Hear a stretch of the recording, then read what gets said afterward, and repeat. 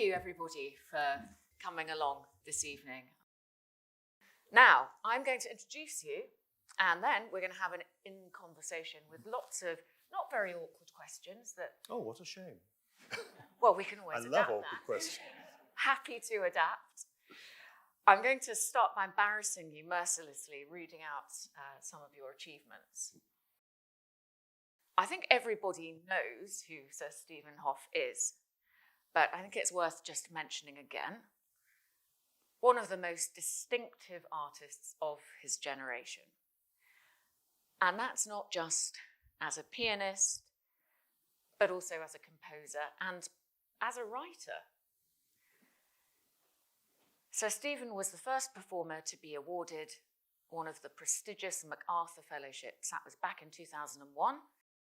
And of course, in that, he joined scientists, writers, and many others who've made unique contributions to contemporary life.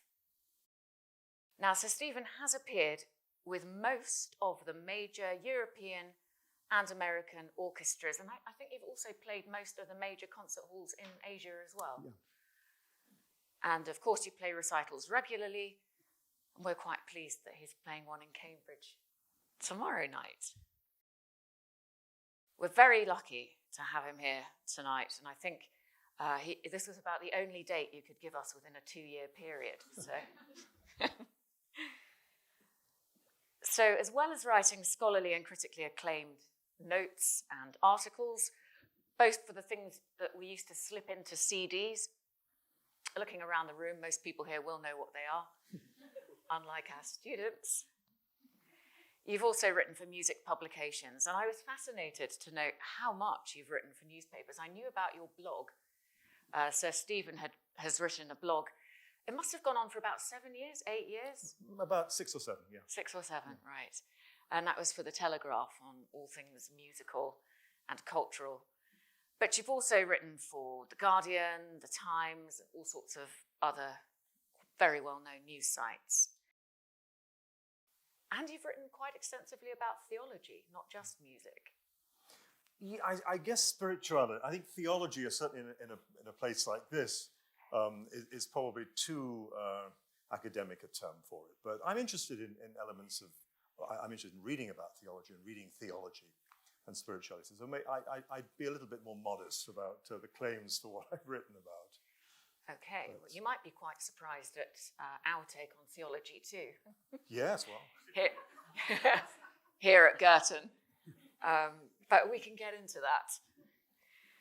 So I'm just going to have a quick list of your books. You've written a book called The Bible as Prayer, a handbook for Lectio Divina, and that's as a sort of aid to prayer in a busy life. Is that right? Well, it was a way to try and make me, I see the value of prayer, but I was never able to do it very much. So I thought, well, if I write something about it, maybe it will encourage me to get on with it a bit more. Did it? No. And the book's quite old now, I think 2007, so it's getting on for 20 years ago. But I like the way you have to check my notes. That's because he's published rather a lot. So you've also published a novel, and that's called The Final Retreat, which sounds rather ominous, is it? It is. 18 and above. I've had some elderly people come to me in signings at concerts and say, oh, I read your book, and oh, I was so shocked. And so it's a fictional diary of a priest who is addicted to rent boys and is being blackmailed. And his bishop suggests he goes on a retreat for a week to think things over before they proceed. And so this is his retreat diary. So, and in it he remembers his early life and his childhood and so on. And it's also a mystery because there are suicides and murders and things. So, but you don't quite know at the end. It's a sort of twist in a way on that. But it's also, I think there's Don't give it away. No, I won't. I'm sort of... But then also it is a spiritual book because some of the meditations in his diary are on why he's lost his own faith, what that might mean, what he still holds on to from that faith as being meaningful in his life. So it's a kind of mix, and in fact, it's my publisher, who's an Israeli publisher of small, rather beautifully made books, said, I'm very worried about the Catholic Church's reaction to this book. But actually, those are the people who liked it. So I had bishops write to me and various, it was actually used on a priest's retreat once, which absolutely astonished me because it's extremely explicit. Deliberately, because I wanted to create what it felt like to be this self-hating, sad person. And so I thought the only way really was to shock you. So, I mean, you do go from a meditation on the gospel to the most explicit things and back and forward. So, but anyway, they used it on this retreat. So captured the zeitgeist, perhaps. Yeah, perhaps. But I think it's also meditation on what it is to be growing old. And what is it when people you find attractive don't find you attractive anymore? So it has a serious note to it. So it's a mix. It's a sort of, I wouldn't say it's a pornographic novel because it's not erotic, but it's explicit. Is it uplifting? I thought you were going to say, is it in print? Yes, it's available on Amazon. Well, I mean, with that, I hope it's uplifting. Some people have found it uplifting. Other people have found it depressing. Timothy Radcliffe, who was the head of the Dominican order, wrote to me a long letter, actually, and he was very nice about the book, but he was disappointed in the final page, which, again, I'm not going to, because it's sort of the final page ties in with the first page, and then you realize what was going on the whole time. Because I think he felt, perhaps, that things shouldn't be so dark. But others have found it uplifting, so I don't know. Well, I think it's going to be a bestseller tomorrow. Probably was already. And then another book, Rough Ideas, and that's reflections on music and more. Yeah. Tell well, us this about that is one. actually, a lot of this, I took the blog posts that I wrote for the Telegraph website. I actually wrote, I think, over 600 articles, some of them bigger, some of them very small. And I took about 150 of them that I thought had interest beyond the daily run of the news and expanded them and played with them. And that's what became this book of essays, mainly on music, but then I write about other cultural issues. And actually there is a little section at the end on some ethical issues. There's one on assisted dying and there's one on abortion. And I sort of dipped my toes into some controversial areas. But one of the things with this website, when I did the blog originally, is I wanted always to find common ground, because I really believe this, that there are, even in these difficult areas, that we can meet with some things that we can agree on. And that fascinates me. I didn't want to write something that would have angry people. The only one where I had one rather anxious moment was something I wrote about guns, which actually isn't in the book. And I had a very angry American person saying, how dare I say that guns were not a good thing for everyone to own. And the fact that he told me that he had 40 guns himself made me think I shouldn't continue that conversation anymore. Pick your battles. Yeah. Pick your battles, exactly. So Amazing. Well, I'm just going to finish up the introduction by saying there's another book. There is, and we're going to go into that next, because this is the really juicy one. It's about you, right? Oh gosh, is that really juicy? Yes, goodness. Okay, well. Very juicy. I'm going to pick something out of it shortly. So you're also a visiting professor at the Royal Academy of Music in London. And you hold the International Chair of Piano Studies at the Royal Northern College in Manchester, that's right. Yeah. Which is what's where you studied, right? It is, yes. Yeah. Comes up in the book. And of course, you're a member of the faculty at the Juilliard School. Now, this last book, it's called Enough. Mm-hmm. Why did you call it Enough? This, by the way, is a memoir, a reflection, and it got absolute rave reviews. Everyone's got to buy it. Only came out quite recently. Yeah. You might want to wait because the paperback is on its way. You'll save £5 on that. It's called Enough for a number of reasons. One is that it rhymes with my name, which people always confuse. In fact, I was even asked coming down here this evening, how do we pronounce your name? So that's the beginning. But also, it just goes up to the age of 21 when I graduated with my master's at Juilliard in New York. and started. I was beginning a doctorate, but I won a competition which gave me a lot of concerts. And I started doing those and trying to balance the studies, and I realized it wasn't really going to work. So one thing had to go. And so I left Juilliard at that point. So enough is, I reveal enough. I don't reveal everything in the book. I had an email yesterday from an old primary school teacher who lives in Cambridge. And in fact, her son and daughter-in-law are coming to the concert tomorrow. And there's a photograph of her in the book. But she said, but you didn't mention my name. And I wrote back to her today and I said, well, actually, most living people, either I didn't mention the name or they got new names. So enough.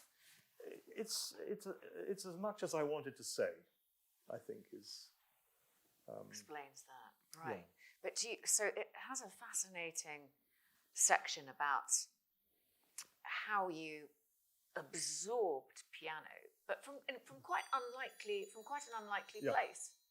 Can you tell us all about that? I mean, don't ruin it. Okay, no, I'll leave it a little bit. Enough will be said. Well, I came from a completely unmusical household. We had no classical records and no instrument. But I had an aunt who lived close by, and we'd go and visit her occasionally. She had a piano in her living room, and I would go over to this piano and I would play nursery rhymes that I'd learned. I would have been about 4, I suppose, at that time. And I thought this was the most wonderful thing I'd ever seen or heard in my life. And so I begged my parents to let me have lessons. And they said, no, we're not buying a piano. You'll get tired of it, and then we'll have this great big piece of furniture in the house. So they said no for a long time, and I was very persistent and kept begging them. So they bought me a little toy piano, 1 octave, and I wasn't very satisfied with that. So eventually, they bought a piano from a local antique shop in the Cheshire village where I was. And it cost £5, and it was brought to the house, and I started piano lessons with a local piano teacher. My mother just got out the Yellow Pages. I think we all remember the Yellow Pages, the big, thick book. And she looked under piano teachers, and she found the one who lived closest, like you might find a plumber, And so Miss Riley came along, and she's described in the book. And so, yes, it went on from there, and I was very fortunate. They were incredibly supportive once they saw that I was interested in studying the piano, but it was just reluctance at first. When was the moment that you realised that, or that other people realised that you and the piano were a bit of a good fit, shall we say? I think from the very beginning, because Miss Riley, who's my piano teacher's name, she would leave the house, and she was getting into her car to drive home, and I'd already memorized the pieces that she'd left me for the week, and I said, can she come back and give me another lesson? So I think my parents realised that I was absorbing this very, very quickly. And I was lucky because for all sorts of circumstances also described in the book, my mother did know someone whose daughters were studying at the Royal Northern College. And she took me to play for these daughters. And they said, well, he's very talented and we'd like to teach him. He's being taught badly by Miss Riley. So they started teaching me. And I was in the finals of the National Junior Piano Playing Competition. What age was that? Would have been 7, I suppose, 6 or 7, I think. So within a year of studying with Heather Slade. And so I was completely obsessed with the piano. I didn't want to do anything but play the piano all day long. And my mother would say, you need to get some fresh air, come on, get out of the house. But I never wanted to. She took me to Chester Zoo and I was playing the piano on my chest and wanted to go home. And so it wasn't always like that. And that comes up later in the book. I had some rather dysfunctional years, but at the beginning, that was how things were. You needed the Girton Thrive program, clearly, the older version of it. But you played on Jim Will Fix It. You played for Jimmy Savile twice, right? That's right, yes. So you were already a telly pianist. Well, even as a kid. Yeah, again, my parents are very wise. I can't remember the exact. I think it was after this junior piano playing competition. A number of people came, TV people wanted me to be on various shows. And I think my parents were very nervous about a sort of circus act and how damaging that can be to young people. So they said no to all of these things. Jimmy Savile came about through Chetham's school in Manchester where I went. And I went there as a representative of the school. And then I went back again on Jim Will Fix It.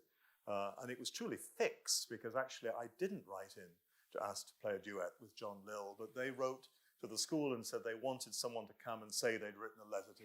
Well, we know that Jimmy Savile, a lot of things were fixed and much worse later on. But at that time, I went on and I did this show with him. So how do you get over nerves? I mean, you must play all the time. You're playing in the biggest concert halls around the world, even as a child. Do you have a method for not being nervous? Well, I'm nervous right now, actually. This is terrifying. No, I don't have there are various obvious human things like breathing.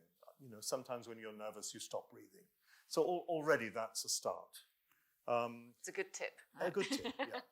And I think I'm very well prepared always. I never play a concert when I don't feel 101% ready. And so I think it's gathering all of those things together. There are certain little tricks. You're nearly always going to play faster than you think. So if you deliberately play a little slower, probably you'll trip up less, and therefore you'll be less nervous about what comes after that. And I think bigger picture human things, you know, that life on Earth is very important to all of us here, but it's not that important, either in terms of this planet and certainly not in terms of the whole universe. So I think if one can sort of, you know, nothing really matters that much. Well, it matters more when you're a surgeon operating on someone than it does when you're playing the Liszt Sonata in Cambridge tomorrow night. So, but don't ask me to rationalize this when I'm standing backstage about to go on, because it all goes out of the window. And I think also it's important to be nervous a little bit. You need an edge. You know, if you're just completely relaxed about it, I don't think you could ever take a performance to that sort of height that you want it to. And this is true of all performing arts, I think. And maybe it's even true of the surgeon. I mean, I don't want to be operated on by a nervous surgeon with shaking hands. But I think there's a kind of edge to doing anything at a high level, which requires that adrenaline, that sort of sense of heightened focus, really. I think it's true in all sorts of aspects of life. Yeah, that makes a lot of sense. Yeah. It's probably quite comforting for people here to hear that too. It's good to be nervous. And there was, I had this moment in the office a while back where I just said, what would we all like to ask him? Just genuinely, without wanting to pose, but to create a posed situation. And the craziest questions came up. Now I'm filtering them. But now I am getting nervous. Yeah. Oh, they ranged from, where does he buy his amazing clothes? Where does he get his sense of style? To, we thought, whom is it that you admire? You know, whom would you want to be if you weren't you? And don't say me, you know, don't say as in you. You know. I'd want to be Sir Stephen Hough if I wasn't Sir Stephen Hough. You know, I don't like fantasy. Movies, books. In fact, I went the other night to this film, and I'm blocking on the name of it, but it's a very much regarded film. There was a piece in The Guardian about it today by 4 writers saying what they thought of it. I can't think what it's called. It's terrible, but I can find out later. And as soon as I realized it was a fantasy, I lost interest in it. Because a plot, I have to believe it's possible as I'm watching it, even if obviously it's not. So that question I find very difficult to answer, because it's not that I think I'm great, but I can't imagine being anyone but me. What about, so I think that's a really good answer, by the way. But did you have any posters on your bedroom wall growing up? Yeah, they were all pop stars. Because I had this period, you see, David Bowie and T-Rex, and I mean, I'm rather embarrassed to talk about, well, I did talk about it in the book, because when I look back, I had these years from about 12 to 15 of doing very little work at school. I did really badly. I had quite a bit of time off ill. I wouldn't call it a nervous breakdown, it's a little bit dramatic, but I think it was close to that, really. I was afraid of everything, and I just listened to pop music in my bedroom, watched a lot of television. And I mean, you know, if I'd left school then and tried to get in here, no chance. I mean, you would have rejected me instantly. So it's rather amusing that I'm here today with this gown, sitting, talking to you. So those are the people I had on my wall. And once I got out of that stage, I don't think I had anyone on my wall, really. I mean, I guess I've had a crucifix on my wall at certain times, but I certainly don't want to be Jesus Christ.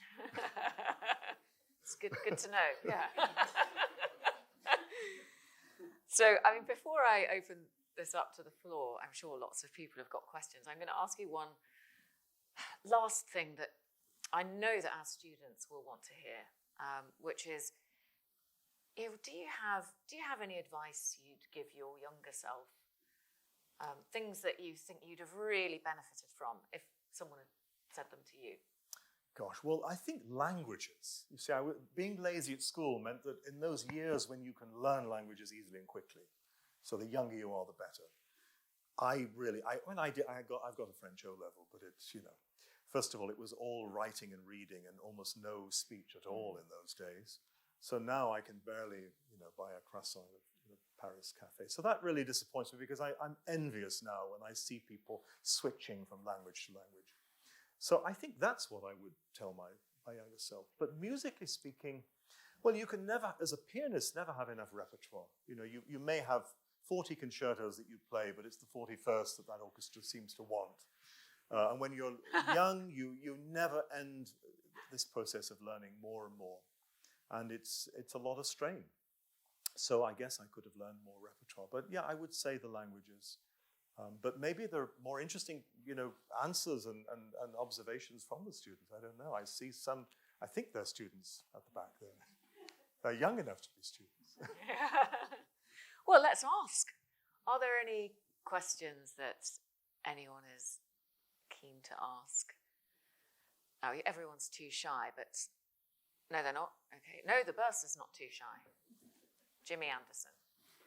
I know you're not too shy, Caroline, and you had one earlier. Firstly, thank you very much for being here. You've talked about music and you've talked about spirituality. Is there a particular composer or genre which you find particularly rich from a spiritual point of view? Perhaps it's church music, perhaps it's something much broader than that, I don't know. Actually, I find all art, what I like about music is that it doesn't have words and it can't be pinned to anything specific. So you can love Bach and it doesn't matter if he believed or didn't or doesn't, as far as your appreciation of his music. So actually, I don't. I find the abstract of a great work of Schubert, for instance, as spiritual, in fact more spiritual than something by Messiaen that is called, Communion of the Virgin or something like that. So I think I shy away a little bit. I hate proselytism in religion, and so I shy away a little bit from music that's specifically religious. And I think that's part of spirituality that I might have, is finding the spiritual in everyday things. I mean, it really is as contemplative to change a nappy or to have a dinner with friends as it is to be on your knees for half an hour in front of whatever. So I cling to that because it's that normality, I think, and that celebration of good human things. So I'm a humanist in that sense, really. But that, I think, is something that I've learned from my faith, because I don't think that you need to go outside the clouds to search for God. I think God is right here in everything tangible and tactile, and very much in music, which is, something that is right there. It's just vibrations in the air. How is it? It's the most spiritual of the arts in that sense, because it sort of doesn't exist once it's gone. It's just a memory. Well, will people just reflect on what they want to ask you? I realise that we never really touched on your composing, and I'm super interested to learn, and there may not be an answer to this, but how and when do you compose? Are you the kind of person who something just comes into your head and then you build around that sitting at a piano, or are you someone who goes on a long walk and looks at the sky and it all comes together in your mind? Or when do you get your muse? It's both of those. I mean, it's a combination of things. I think it begins with a commission. Someone, will you write me a string quartet? Oh. I mean, most of the music, in fact, virtually all the music I've written for the last 20 years has come about because somebody has said, would you do this, or what about this? And usually, quite quickly, an idea will come into my head. And so I make a note of it, and it might be a concept, a structural thing. I'm very interested in architecture in music because I think good pieces of music are as much to do with how they're structured as they are with individual moments of beauty within them. And then I like to allow myself about a year for a serious piece because I put things down and walk away from them. I've earmarked tomorrow morning upstairs to work on my piano quintet, which has to be finished, I found out this week, in July. And it's a big piece, it's about 30 minutes, and most of it's written, it's there, but there's a lot of detail to work out. And so, yeah, sometimes at the piano backstage, I can get an idea, make a note of it. A lot of it is done walking or in the car or at airport gates, thinking over the material, trying to judge what to take out, what to put in, what to reshuffle. A little bit like if you're writing an essay, you can do a lot of work just in the bigger picture. And I think the two have to be there together. It's those details, and tomorrow it'll be a day of details. I've got my computer with me. Once I've got a full sketch, then I copy into a computer program called Sibelius, which most composers use. And from there, it's then very easy to edit once you're there. And also, you've saved everything. So this piece is about 150 pages. I just have a computer, and they're all on there. I don't have to carry 150 physical pages and risk losing them.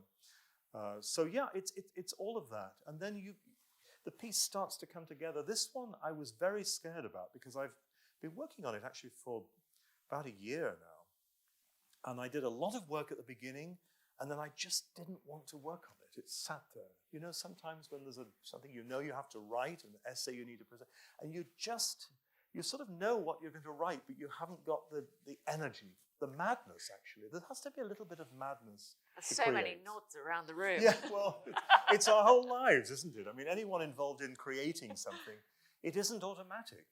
And there is just graft involved. And I think this is something I just read a wonderful biography of Benjamin Britten. And he was someone who sat down every day and worked. He didn't always write music, but he was there writing notes on the page and scribbling them out. And I think it's both. It's the inspiration and that just sheer work, and you need both of them. But it is hard for me sometimes traveling because I can't work. There are certain things that I just have to do. I have to be at the airport at that time, get on that plane and have that rehearsal with that orchestra. And I can't say, yeah, but my string quartet's going really well. I'd like to spend a few days working on it. It just doesn't work like that. So, but that very pressure and annoyance, I sometimes find quite fruitful. Because it's like a pressure cooker, and it builds up, and then when I do have a day when I can do some work, it's kind of, it's marinated, or it's the meat is falling off the bone. Oh, that's a brilliant description. I love that. Anyone with any questions for Sir Stephen? Oh, we're very shy this evening. Yes, Jenny. Thank you. I think you've half answered this already, but we've touched on your range of activities. Some are very big. Some are quite niche. You're a patron of the Manannan Festival in a small art centre in the Isle of Man, for example. How do you manage it? You've talked a little bit about snatching opportunities. Is it ferocious diary management? Is it the ability to say, enough's enough? Have you got any tips for those of us who never have enough time? Well, I answer emails as soon as I can and do things as soon as I can. In the old days when a lot of paper post came in, I would arrive from the airport and I'd actually start opening the envelopes before I took off my coat with my suitcase, because I love to have a clear deck. So if an email doesn't get answered within a day, it won't get answered for months, So I don't have a secretary, my management do a lot of travel booking and that kind of thing in hotels, so that side of it. Although I still have to keep an eye on things. Do I want to take the 11:53 or the 2:42 train? Nobody can answer that question except me. So it does have to go to that too. But I think, yes, diary management, these patronage things, of course, many of them are just saying, yes, you give your support and your goodwill, but not much more. If people do ask for much more, then I really have to say, because I can't be involved more than that. Sometimes, just a greeting once a year for the opening of the festival might be enough. But I think some people have a lot more than I do. So, well, you were named by The Economist as one of 20 living polymaths. Yes, I had to look up what polymaths was when that came out. Well, people like to put these tags, don't they, on things and on. Oh, they don't like to put them on everybody. Yeah. I was very taken by that. Right, sorry, there's another question over here, I think. Is that right? You clearly have both music and words spoken in Britain pulsing in your life. Are they constantly in a constant balance, those two pulses? Do they come and go? Are they harmonious in their relationship with each other for you? They've been pretty harmonious so far, and they come and go. When I was writing the books, very much the words were dominant, really, in the sort of creative life. And now I'm working on these various musical projects. I have another idea for a sort of further book of musical ideas and more, which Faber have said they would like. So, but I mean, it's only in sketch form. But I found that my phone is incredibly useful. Actually, and this ties in with your question, really. I don't know what I would do if it had to be when I arrived home when I did all of this. I do an awful lot of things in the car, coming here today, sitting upstairs waiting to come down to meet you all, and including writing things. I use Apple Notes, and sometimes it's just a chapter heading. And I can leave it there for a while, and then I can add a few thoughts, and of course it's all then synchronized with my laptop. And before I know it, I've actually got hundreds of words under that particular topic, and then I can pull that into an essay when I have time.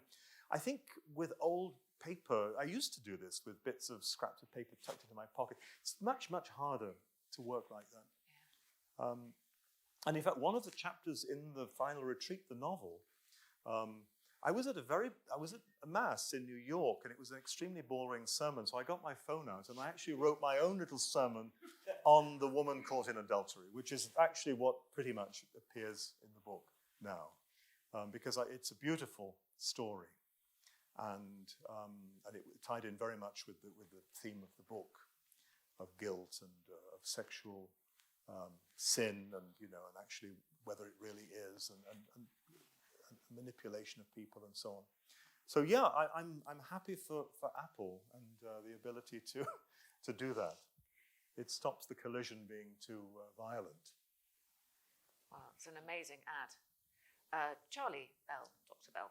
Thank you so much. I've been really interested in listening to the way that you've talked about the spirituality that fits into what and into your kind of engagement with life, and the way that you compose and the way that you perform. And I'm wondering whether you see your musical role as primarily a kind of creative role, or more, to put it in one way, a procreative role, i.e. kind of teasing out what is there and participating in the kind of creative nature of the world and so on. So I wonder how it's tricky to decide between the two, but I just wonder how you see yourself.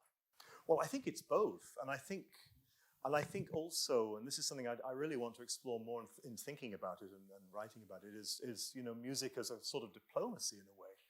Because one of the things that brings me greatest satisfaction is traveling around the world and playing for audiences where we couldn't speak to each other because there's no language shared. And yet we understand completely what the Liszt Sonata or the Chopin Sonata that I'm playing tomorrow night mean. And that seems to me an incredibly precious thing, because words so often get in the way. I mean, I think almost every war probably has words at the source. And if we, at least for 2 hours in a concert, can sit with people that we, in ordinary life, have nothing in common with, or even, hate. If we, is it possible to give concerts where there's an absolute political opposition? And I think it is, and I think that's something precious. So I respect colleagues who have a very political way of looking. I mean, political in the political sense, that they speak from the piano about Trump or about Ukraine or whatever it is. But as much as I might have opinions about these things, I really feel that in the concert hall, it's a rare time when all of us switch that off and can actually enjoy music, which takes us to a different level, a level where words have ceased to be that important.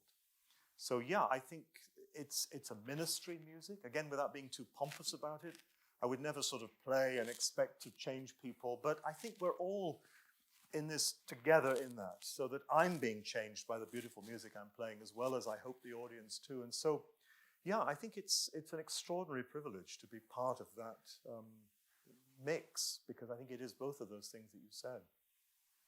Amazing. We'll take another question over here. Hi. Hi. It's quite a piano-specific question.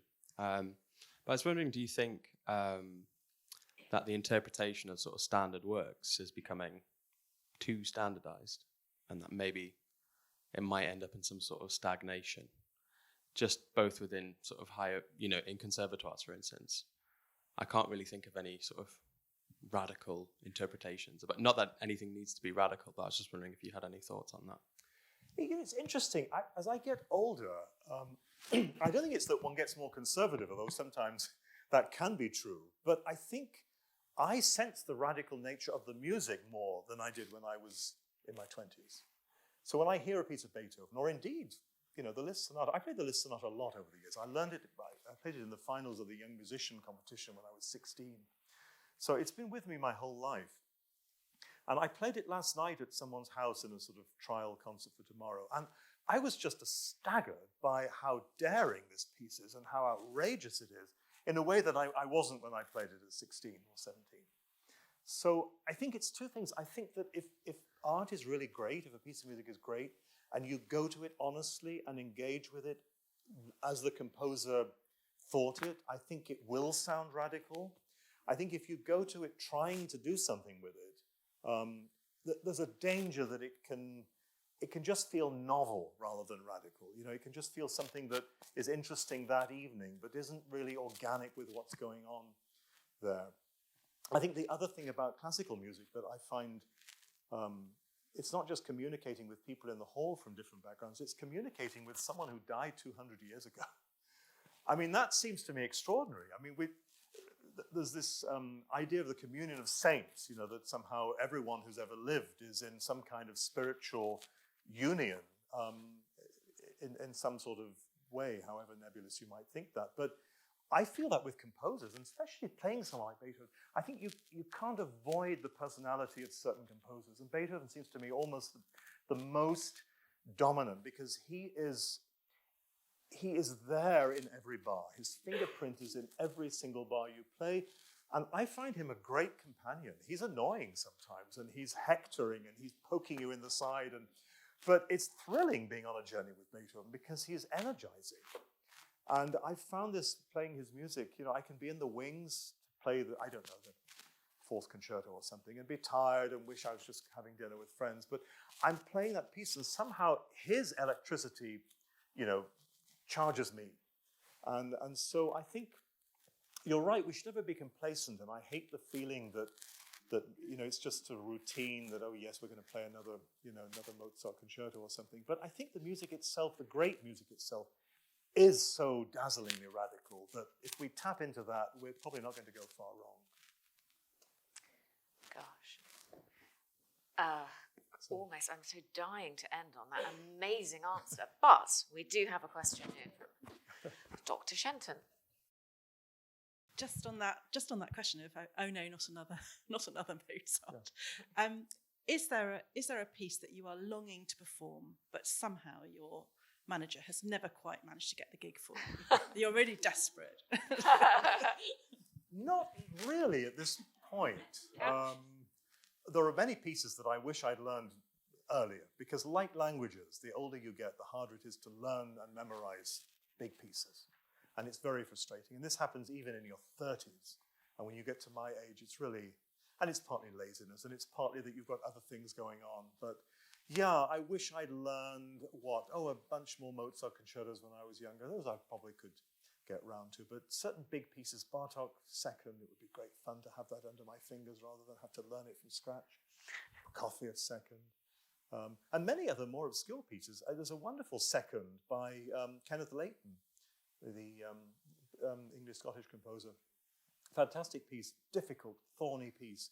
I wish I'd learned that sooner, because I would love to be able to take it to orchestras who never program his music and say, isn't this a great piece? But it's probably not going to happen now, I don't think. Any more questions? Yes, Juliet. I think spirituality one talks a lot about the peace of God. The peace of God passeth all understanding. Now, when you play music, you're obviously a tremendously articulate person, both to speak, to write, to compose. Are there also pieces where you feel, I can somehow escape all this and enter this peacefulness, which I think often when you go to a concert, all the troubles that surround you sort of disappear and you feel, I've entered this world where I can feel the peace of God. Or if you don't want to think about the peace of God, there are other kinds of peace. And I wonder whether you have particular pieces that you would go back to that would give you that feeling of release from the sort of articulate world we all live in. Yes, it's a very interesting question. I think playing, it's pretty rare to feel a piece on stage because there are so many other elements going on. And it's in the same way as you want to be excited and moved by music when you're playing it, but not too excited and moved, because then you can't convey that to the audience. And I think this is true of actors, isn't it? You know, if you're playing a tragic role, you can't start crying because you've got to speak. So there's a certain objectivity to performing, which isn't being cold-blooded about it, but it's being on a horse and realizing you have to ride. You can't just enjoy the excitement of what the horse is doing because you have to do something too. And I think this is very important. But if it's music that I'm listening to, well, many things really. Although I'm not sure I'm looking for peace. I'm looking for peace when I'm walking in the woods. I'm not sure I'm looking for peace in the arts generally, really. Some paintings I find can bring me a tremendous sense of calm. But I think I go to the arts for, excitement isn't the right word, for stimulation. I think in most ways. The one piece that came to mind, though, when you were asking that question was the most recent recording that I made, which is a set of pieces by the Spanish composer Federico Mompo. And it's called Musica Callada, the music of silence. So it's actually very specifically what you're talking about. That's an amazing cycle. It's exactly a CD length, so 70 minutes. And there are 28 short pieces that go beyond music, go beyond melody, harmony, but they're not new age. They're not sort of self-conscious. They're very, it's like going on a fast somehow, on a detox, listening to that set of pieces. So I suggest, that, if you're interested to listen to it, if you can sit through the whole thing, it's quite difficult because it's like, a fast, you're longing for that piece of chocolate cake and you've just got bread and water. But it's worth it because the penultimate piece is one of the most magical things I know in music, because it gives you a glimpse of a melody that you think is the most beautiful melody you've ever heard in your life. And it's only there for about 4 seconds. But you wouldn't get that experience if you'd not lived through everything that had gone before it. So it's unique, that piece, at least of the pieces that I know. So I really recommend it for a sense of peace. And then when the whole piece ends with a C major chord, you do feel like you've been through some amazing retreat, although not the final retreat. Well, I think that's a lovely way of bringing it full circle, and we've been left with some suggestions. Yeah, some really interesting things that we can follow up. And for now, we're going to thank you, and then we're going to follow up with a little ceremony before we allow you to relax. So let's please thank Sir Stephen.